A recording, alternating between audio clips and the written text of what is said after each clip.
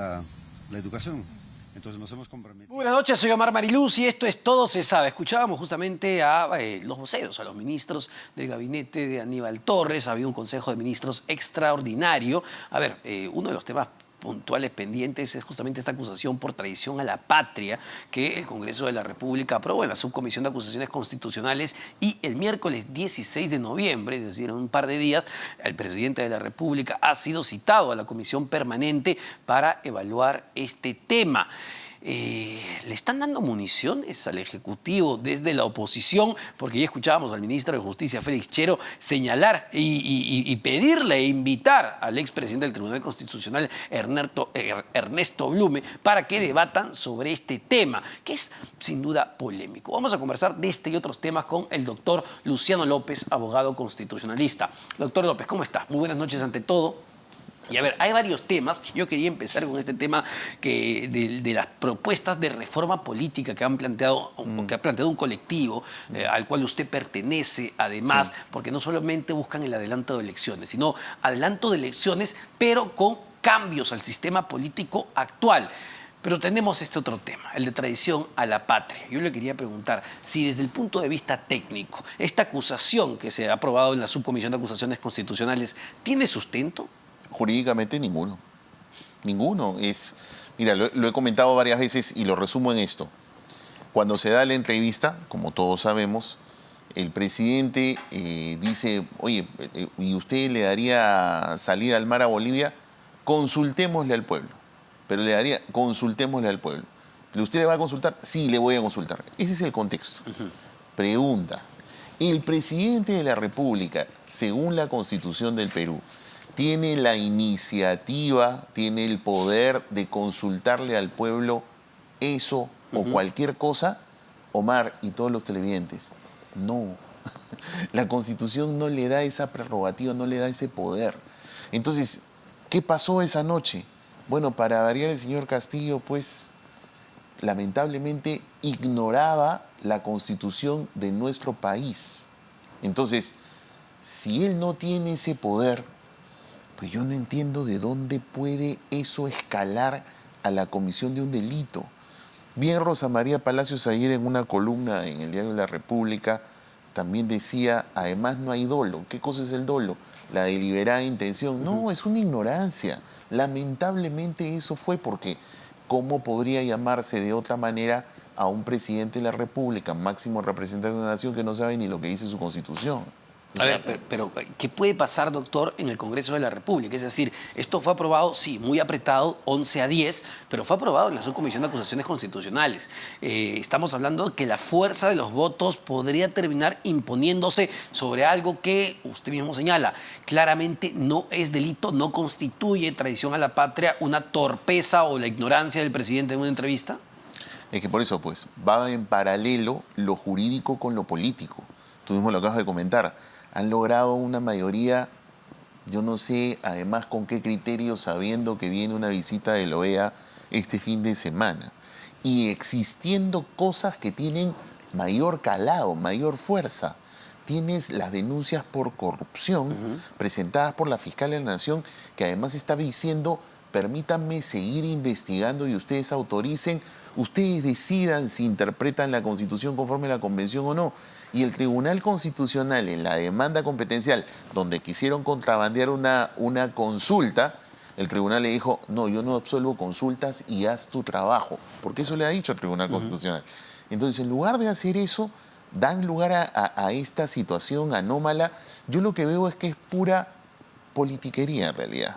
O sea, porque me da la impresión, como muchos lo decimos también, es que creo que existe como un pacto silencioso, ¿no? En donde, mira, vamos a hacer estas cosas porque ninguno de los dos nos queremos ir.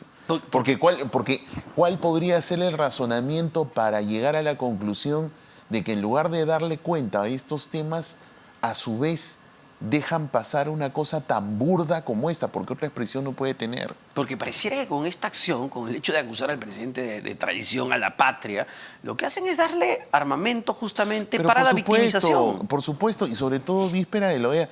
¿Acaso ellos no lo saben? Por eso te digo, me parece tan pero tan burdo que no me cabe que sea una torpeza. Me da la impresión que forma parte de esta suerte de pareciera de un acuerdo en donde no nos vamos ninguno de los dos y vamos a jugar a estas cosas de te pido confianza, archivas una cosa, viene este asunto de acá y en realidad nadie quiere hacer, ni el Congreso quiere hacer el control político que se necesita y el gobierno pues está tratando de sobrevivir. Ambos se necesitan en esa cosa en la cual nos perjudica a ti, a mí, a todos los ciudadanos. Ahora, sin embargo, entiendo que la defensa del presidente, doctor, ha presentado recursos, un habeas corpus ante el Tribunal Constitucional, que lo va a ver el día de mañana. Sí. A ver, ¿qué es lo que puede suceder? Dado que usted me dice que la denuncia técnicamente no es sostenible, porque claramente no califica como traición a la patria la ignorancia del presidente de la República, ¿qué debería pasar el día de mañana? En Tribunal Constitucional ahí vamos a ver si ratifica los criterios de, por ejemplo, del caso de Nadine Heredia o del caso de Keiko Fujimori, en donde un habeas corpus que no procede lo termina convirtiendo en amparo. Porque ahí no hay habeas corpus. ¿Qué cosa es el habeas corpus? El habeas corpus tutela la protección contra la libertad individual. ¿Qué amenaza contra la libertad individual te merece un procedimiento parlamentario? Ninguno, pues. Dicho de una manera más simple para que lo entienda la población, ¿acaso el Congreso va a meter preso al señor Castillo? No es su competencia. El habeas corpus no procede. En casos similares, el tribunal lo que ha dicho es, ok, yo voy a ver si te lo convierto en algo que proceda, un amparo. Pero ahí, si lo hace, ratificando criterios anteriores, el tema de fondo muy probablemente diga, ya, pero ¿sabes qué? No es competencia de nosotros los jueces constitucionales revisar algo que a su vez es competencia del Parlamento. El Parlamento decidirá si es que te procesa o no. Anda y defiéndete allá. O sea, no vengas aquí. Es probablemente una respuesta del tribunal. Ahora, tampoco va a ser inmediata, Omar, porque si mañana es la vista es la audiencia, de ahí el tribunal se toma un tiempo para poder resolver. Y todavía hay un trámite en la comisión permanente. Quizá hagan un poco el amago de no pasa en la comisión permanente. Pero a ver, tratando de interpretar lo que está buscando la oposición con esta acusación de traición a la patria contra el presidente, entiendo que en el informe que sustentó el congresista Bazán se piden dos cosas. No solo la inhabilitación del presidente de la República por 5 infracción. años. Por infracción, exacto. Sino por delito. Sino también la suspensión.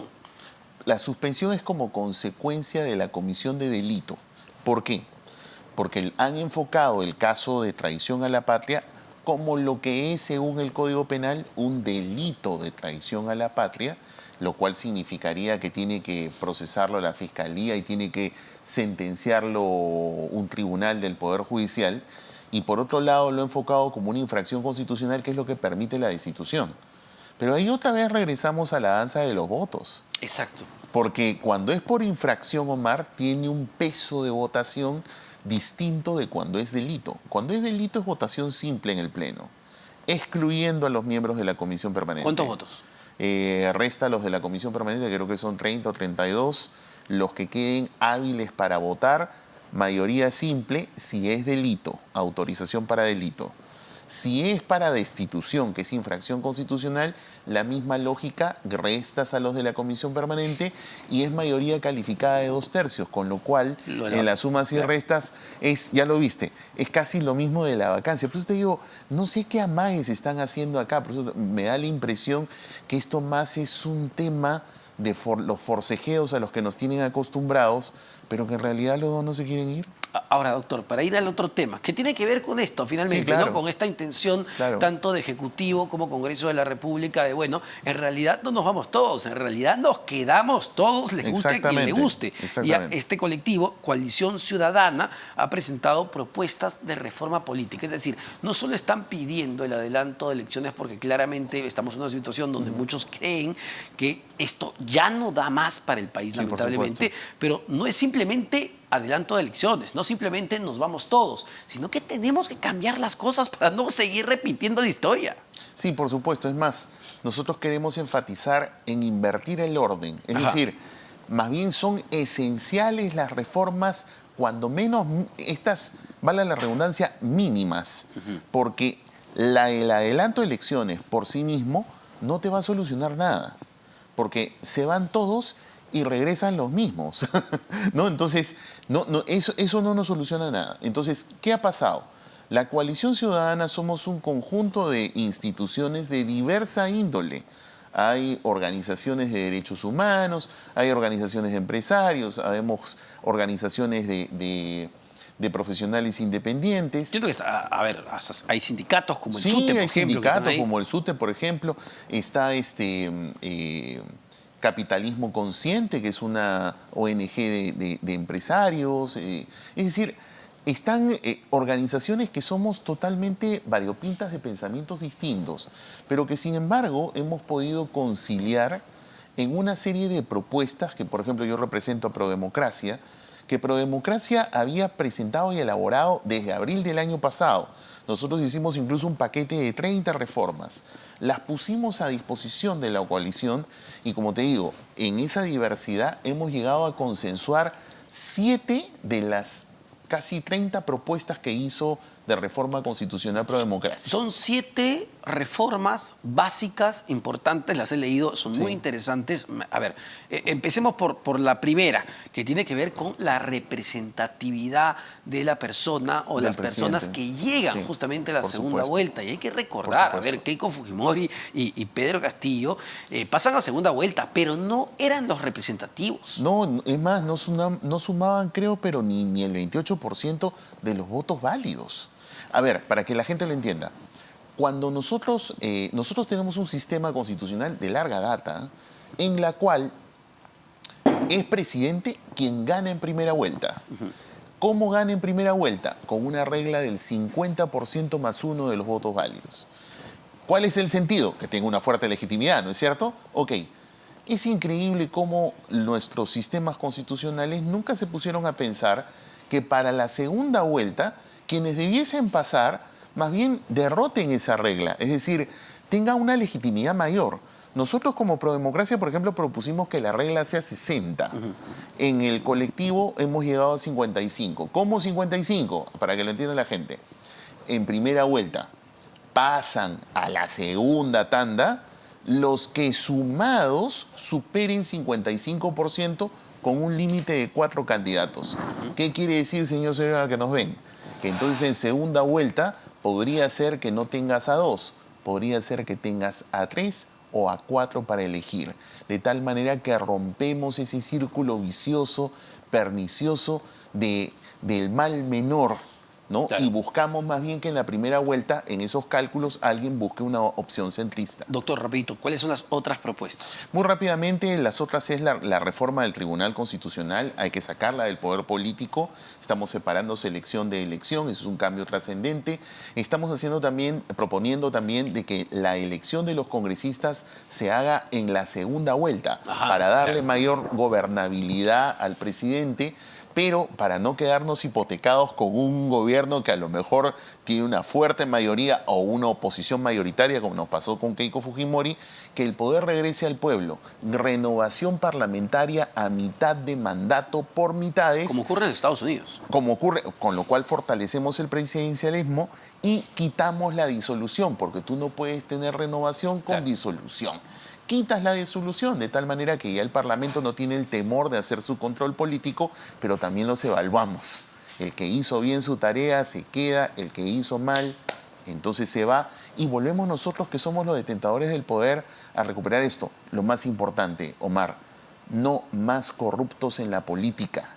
Estamos proponiendo que todos aquellos condenados por corrupción, así estén rehabilitados, no pueden participar en ningún partido político, ni tampoco pueden postular a ningún cargo de elección popular, ni ser funcionario público. Se olvidan de la política y de la función pública.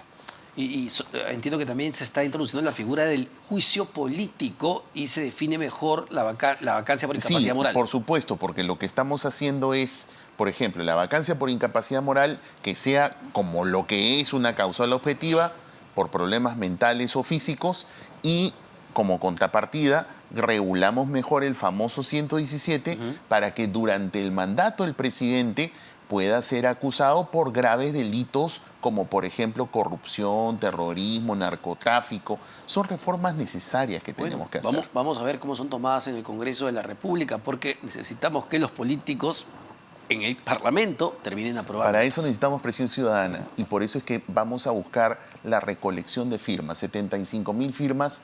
Buenos ciudadanos, es hora que nos pongamos las pilas a respaldar cosas así. Muchísimas gracias, como Al siempre, contrario, doctor Omar, Luciano muchas López, gracias. abogado constitucionalista. Vamos rápidamente a una pausa. Venimos para conversar con el presidente de la Comisión de Fiscalización, el congresista Héctor Ventura.